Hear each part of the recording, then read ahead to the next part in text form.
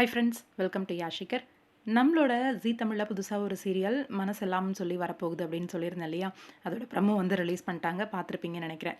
இதில் நம்மளோட தீபக், அதாவது இதுக்கு முன்னாடி இனியா அப்படின்ற சீரியல் வந்து சன் டிவியில் ப்ளே பண்ணிகிட்டு இருந்தார்.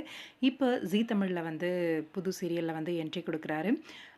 அவரோட தம்பியோட கேரக்டர் ஜெய் பாலா இவர் தான் வந்து பண்ணுறாரு.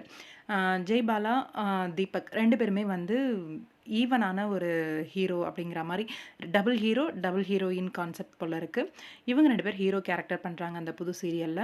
அதே மாரி ஹீரோயின் கேரக்டர் யார் பண்றாங்க அப்படின்னா, இவங்களோட நேம் பரமேஸ்வரி ரெட்டி. இவங்க வந்து ஹீரோயின் கேரக்டர் பண்றாங்க தானா?